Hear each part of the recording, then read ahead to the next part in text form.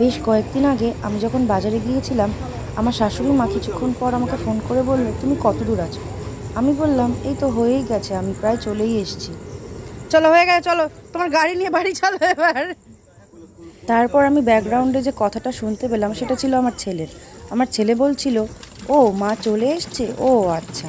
তারপর আমার শাশুড়ি ফোনটা কেটে চলো দেন। তো আমি নিজের মনে বাড়ি আসছিলাম বাজার করে। তার কিছুক্ষণ পরে আমি দেখতে পেলাম আমি প্রায় বাড়ি চলেই এসেছিলাম। আমাদের বাড়িতে আসার কিছুক্ষণ আগে, প্রায় এক প্যাডেল পায় মিনিট না, আগের পা পায় না, রাস্তায় আবার আমার ছেলে খেতাড়ি গাড়ি মেরে নিয়ে গাড়ি বার দাঁড়িয়ে করেছে। আছে। কেন? মাকে শুধুমাত্র নিয়ে কিনা আসি। মাকে নিয়ে আসবে তাই। ওর এই গাড়িটা বের করেছে, এটা ওকে ওর মামা জন্মদিনে দিয়েছিল, 1 বছরের জন্মদিনে। এই গাড়িটা বের করেছে ও আমাকে নিয়ে আসবে বলে রাস্তা থেকে এগিয়ে। আর আমার শাশুড়ি মা আর শ্বশুরমশাই ওর আবদারগুলোকে এত মেনে নেয়, এত চল চল স্বতঃস্ফূর্তভাবে মাথা সেই ঘামা, চার না আবদারগুলোকে পালন চল। করে যে ও একেবারে লাইফে মাথায় উঠে গেছে। তো যাই হোক, ওর এই কাণ্ড কারখানা দেখে আমি হাসবো না কাঁদবো ভেবে পাচ্ছিলাম না। মাঝে মাঝে রাগও হচ্ছিল। আমার শাশুড়ি মাকে বলছিলাম যে তোমরা নিয়ে এলে কেন? ও বেরোতে চাইছিল তো চাইছিল, তাই বলে তোমরা বের করলে? হালকা হালকা বৃষ্টি পড়ছিল, আর তার মধ্যে আমাদের রাস্তায় এক জায়গায় একটা লাইট খারাপও হয়ে গিয়েছিল।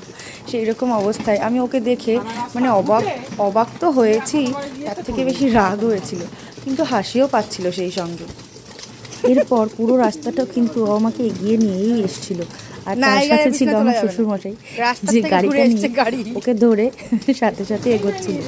আর তার মাঝে মাঝে ওর বদমাইশি আর দুষ্টুমি ভরা কথাগুলো শুনে আমি বাম্পার তো আছে, হেসেই বাম্পার। সারা। তো যাই হোক, এইরকমভাবে পুরো রাস্তাটা কিন্তু আমার শ্বশুরমশাই ওকে নিয়ে এসেছিল। আর শাশুড়ি মা ছিলেন পিছনে, উনি লাইটম্যানের কাজ করছিলেন। উনি লাইট জ্বালিয়ে ধরে কিন্তু এগিয়ে এগিয়ে আসছিলেন, যেন কোনো দেখতে ধরছো কেন? ওকে অসুবিধা ছেড়ে না দাও হয়। না, ও তো তারপরে পারে, কি পা হলো দিয়ে পা দিয়ে সেটা তোমরা পুরোটা যাবে। দেখেই নাও। এই অবস্থায় কেমনভাবে ও বাড়িতে উঠতো সেটা দেখো তোমরা।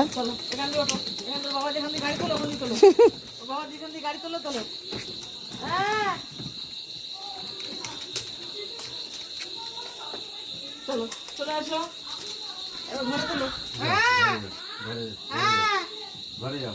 চলো চলো হয়ে গেছে হয়ে গেছে, এবার এবার নামতে হবে। গাড়ি তোলো, গাড়ি তোলো, গাড়ি তোলো। ওইভাবে তুলতে পারবি নাকি তুই? ছেড়ে দে ছেড়ে দে, দাদা তুলে দিবে। চলো চলো চলো চলো চলো চলো ঘরে চলো। চলো। পিঠে কামড়াবে, পিঠে পিঠে।